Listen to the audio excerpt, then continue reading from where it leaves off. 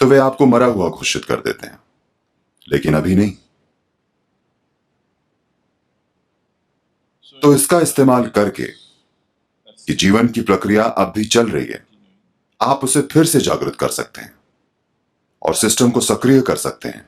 It is by using this that the tantrics have dead bodies walking.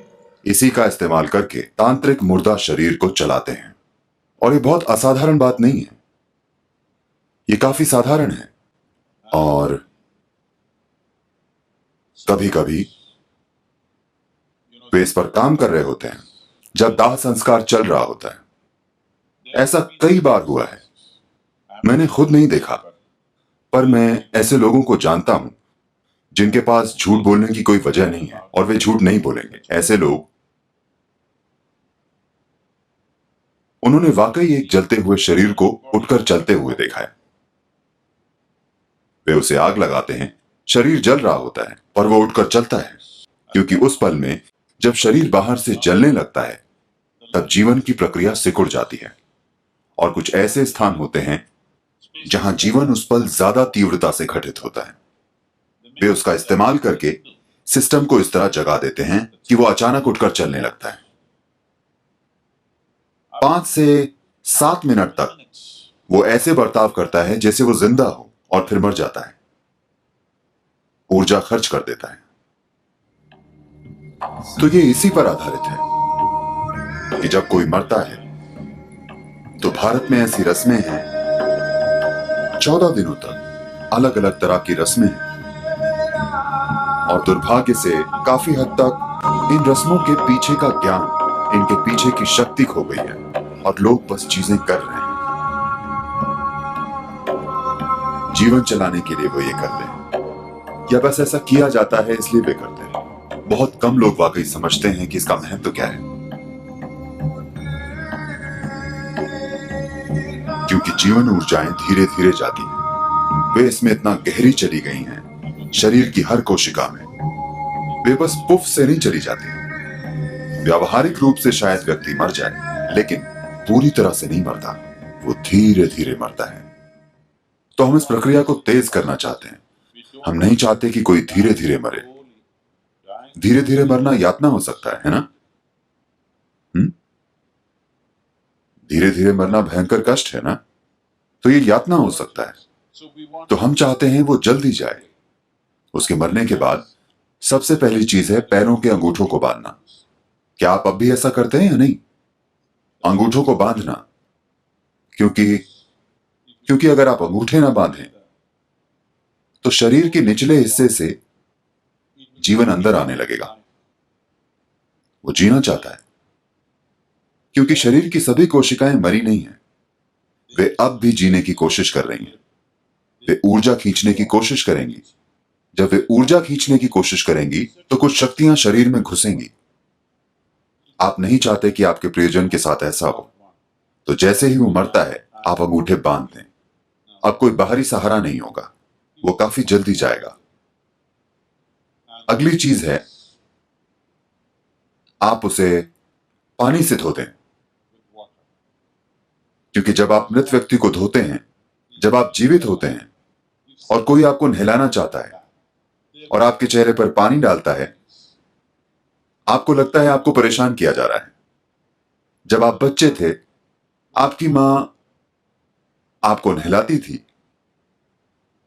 क्योंकि हम shower का इस्तेमाल नहीं करते थे बल्कि पानी डालते थे, तो वह हमेशा आपके सर पर ऐसे हाथ रखती थी ताकि पानी यहां ना आए और आप परेशान ना हो। लेकिन कोई और नहलाता था तो वे बस पानी डाल देते थे और बच्चे ऐसे करते हैं, हाँ या नहीं? तो अगर आप बस चेहरे पर पानी डालें तो ये मृत व्यक्ति पानी से परेशान हो जाता है।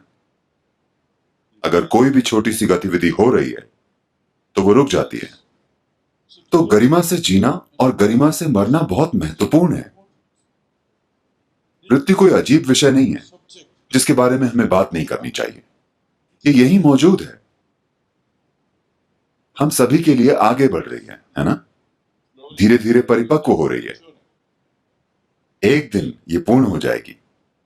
ऐसा लंबे समय के बाद होने दीजिए। लेकिन फिलहाल ये परिपक्व हो रही है ना?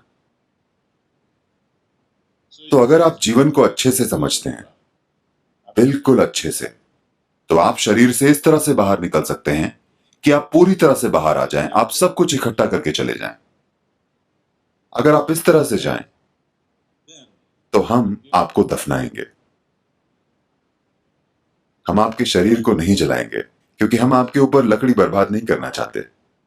आप पूरी तरह से चले गए हैं, कोई जल्दी नहीं है। हम आपको 1 या 2 दिन रखने के बाद जला सकते हैं। तो मैं कह रहा हूं, ये एक ऐसी संस्कृति है जहां हम जीवन और मृत्यु को बिल्कुल अच्छी तरह से समझते थे और उन्हें वैसे संभालते थे जैसे उन्हें संभाला जाना चाहिए। पहले 14 दिनों में आप बहुत मदद कर सकते हैं मृत व्यक्ति की। ये संस्कृति, ये विज्ञान इस देश में एक बड़े तरीके से विकसित हुआ, पर फिर भ्रष्ट हो गया। तो जो एक बहुत ही सुंदर विज्ञान था, वो व्यापार बन गया और व्यापार भ्रष्टाचार बन गया। तो आज अगर आपके घर में कोई मरता है, तो आप उन लोगों के पास जाते हैं जो कहते हैं वो कुछ करेंगे और कहेंगे आपके दादा दूध पीना चाहते हैं, एक गाय दीजिए। 1 लीटर दूध नहीं, एक गाय। बारिश हो रही है, आपके दादा को छतरी चाहिए, छतरी दीजिए। आपके दादा कांटों पर चल रहे हैं, उन्हें चप्पल चाहिए। देखिए, आप अपने दादा के बारे में चाहे जो भी जानते हो या ना जानते हो, आप एक चीज जरूर जानते हैं कि वे अपना शरीर यहीं छोड़कर चले गए। जब वे अपना शरीर ही छोड़कर चले गए, तो छतरी, कपड़े, चप्पल, ये ठीक नहीं है। हाँ, लेकिन दुर्भाग्य से ये ऐसा हो गया है। तो हम फिलहाल एक प्रक्रिया के द्वारा लोगों को ट्रेनिंग दे रहे हैं ताकि वे इस तरह की सेवाएं दे सकें। लेकिन आपको कभी भी इसे अपना काम नहीं बनाना चाहिए, बस एक सेवा की तरह। अगर आप भेंट करना चाहते हैं, तो हम आपको ये चीजें करने की ट्रेनिंग दे सकते हैं, बिल्कुल ठीक से। ये बहुत ही महत्वपूर्ण चीज है जीवन में। ये एक बहुत ही महत्वपूर्ण पहलू है। जब कोई अपना शरीर खो देता है, तो पूरी तरह से लाचार हो जाता है। उसे मदद चाहिए और उसकी मदद की जा सकती है, लेकिन अशुद्ध और भ्रष्ट हाथों से नहीं। कोई इंसान जो परवाह करता हो, कोई इंसान जिसमें इसकी जरूरी समझ हो। अगर आप ऐसी चीजों से गुजरना चाहते हैं, ऐसी ट्रेनिंग से, तो ये उपलब्ध है। हम अपने खुद के दाह संस्कार स्थान भी शुरू करने वाले हैं। कोयम्बतूर में हमारा ईशा सुडुगाडू है। आपको पता है? नहीं पता? कम से कम मरना कहाँ है, अब आप ये जान गए। और अगर आप में से कुछ लोग ट्रेनिंग लेते हैं, तो आप ये सेवा दे सकते हैं। और ये बहुत ही महत्वपूर्ण सेवा है। लोग इसकी कीमत नहीं समझते आजकल की दुनिया में।